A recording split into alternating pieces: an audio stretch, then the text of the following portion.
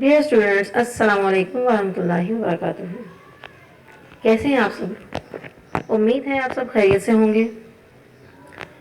اسلامیات class ہفتوں کا آج ہمارا لیسن نمبر 3 ہے، جس کا عنوان ہے سخاوت کی فضیلت اور بخل کی مذمت۔ اسلام کا مقصد ایک ایسا معاشرہ تشکیل دینا ہے جو اعلیٰ اخلاق اور آداب سے مزین ہو۔ اس کے لیے اسلام نے اپنے افراد معاشرہ کی تعلیم و تربیت کا پورا انتظام کیا ہے اور ان میں ایسے اعلیٰ اخلاقی اوصاف پیدا کرنے کی کوشش کی ہے جس سے کوئی بھی معاشرہ بہترین معاشرہ بن سکتا ہے۔ انہی اخلاق اور آداب میں سے ایک سخاوت ہے۔ سب سے پہلے ہم سخاوت کا مفہوم دیکھیں گے۔ سخاوت کا مفہوم یہ ہے کہ اللہ تعالیٰ کی رضامندی اور خوشنودی حاصل کرنے کے لیے اللہ تعالیٰ ہی کے دیے ہوئے مال میں سے اس کے بندوں پر خرچ کرنا۔ جو شخص سخاوت کرتا ہے اسے سخی کہتے ہیں، اور سخاوت کئی طریقے کی ہے، مثلاً فقراء اور مساکین کو کھانا کھلانا، یتیموں کی پرورش کرنا، بیواؤں کی مالی مدد کرنا، اور رفاہ عامہ یعنی خدمت خلق یا سوشل ویلفیئر کے کام کرنا۔ سخاوت میں دو چیزیں جو ہیں وہ نہیں ہونی چاہیے۔ نمبر 1 دکھلاوا یا نمود و نمائش، اور نمبر 2 بدلے کی امید۔ یعنی جب بھی کوئی شخص اللہ کے دیے مال میں سے اللہ کے بندوں پر خرچ کرے تو اگر اس کے دل میں یہ خیال آ جائے کہ میں اس مال کے ذریعے سے مجھے شہرت حاصل ہوگی یا لوگ میری تعریف کریں یا میرا نام لوگوں میں جانا جائے، تو اس کی اس نیت کی وجہ سے اس کی یہ نیکی ضائع ہو جائے گی۔ اسی طرح سے اگر خرچ کرتے وقت اس کے دل میں یہ خواہش پیدا ہو جائے کہ میں جس پہ خرچ کر رہا ہوں وہ مجھے اس کے بدلے میں مجھے کچھ اچھا صلہ دے گا، تو بھی اس کی نیکی ضائع ہو جائے گی۔ لہٰذا ان دونوں چیزوں سے بچنا بہت ضروری ہے۔ نیت صرف اور صرف اللہ کی رضا حاصل کرنا، اللہ تعالیٰ کو خوش کرنا اور آخرت کا اجر ہونا چاہیے۔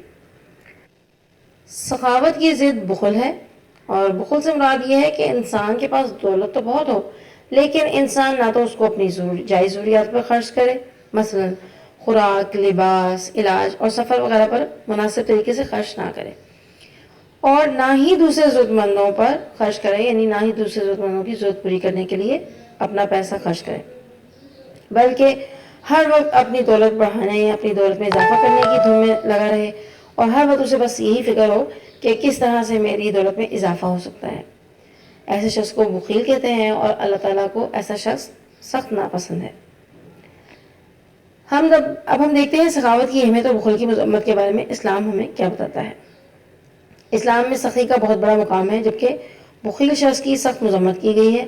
اللہ تعالیٰ ان لوگوں کو پسند فرماتے ہیں جو اس کی راہ میں خرچ کرتے ہیں، جیسا کہ سورۃ الحدید میں اللہ تعالیٰ کا ارشاد مبارک ہے، کون ہے جو اللہ کو نیک نیت اور خلوص سے قرض دے تو وہ اس کو اس سے دگنا ادا کرے، اور اس کے لیے عزت کا صلہ یعنی جنت ہے۔ اسی طرح دوسری جگہ سورۃ الحشر میں اللہ تعالیٰ کا ارشاد ہے، اور جو اپنے نفس کی حرص سے بچا لیا گیا ایسے ہی لوگ مراد پانے والے ہیں۔ نبی کریم صلی اللہ علیہ وآلہ وسلم خود بھی بے حد سخی تھے، اور صحابہ کرام کو بھی اس کا درس دیتے تھے۔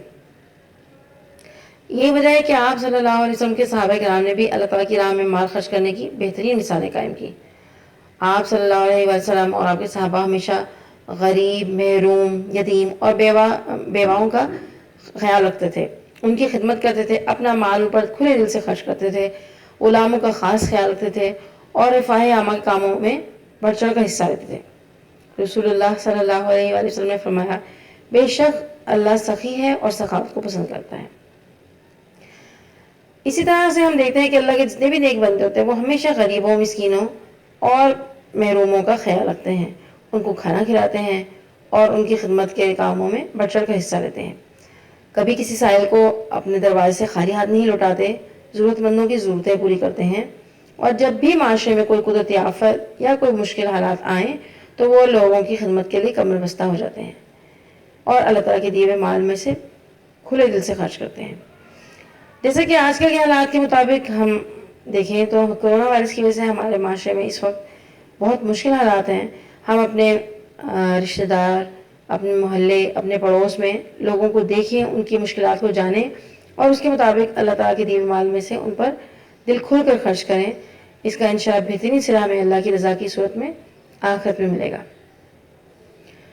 اس کے برعکس بخیل لوگ جو ہوتے ہیں وہ ہمیشہ مال و دولت کے حساب میں گم رہتے ہیں کہ کس طرح سے ان کی دولت میں اضافہ ہو جائے، اور دولت پر سام بن کر بیٹھ جاتے ہیں اور اپنی جائز ضروریات پر بھی خرچ نہیں کرتے. ایسے لوگوں کے لیے اللہ تعالیٰ نے سخت عذاب کی وعید دی ہے.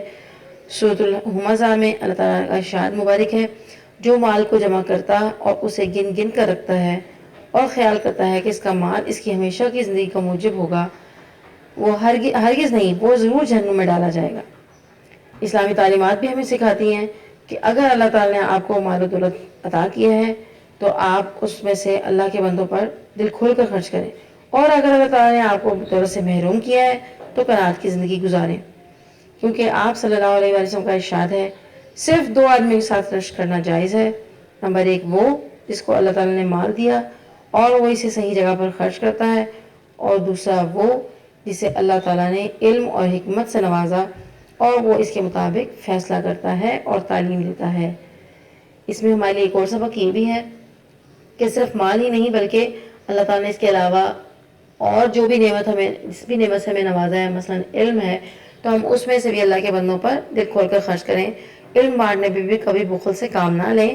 جتنا علم ہمیں اللہ تعالیٰ نے دیا ہے اس میں سے دوسروں کو بھی تقسیم کرتے رہیں اور کھلے دل سے اس کو زیادہ سے زیادہ لوگوں تک پہنچائیں. اللہ تعالیٰ سے دعا ہے کہ وہ ہمیں مال اور علم اور دیگر صلاحیتوں کو لوگوں میں تقسیم کرنے اور اس میں بخل سے بچنے کی توفیق عطا فرمائے. آج کے لیے اتنا ہی لیسن کافی ہے.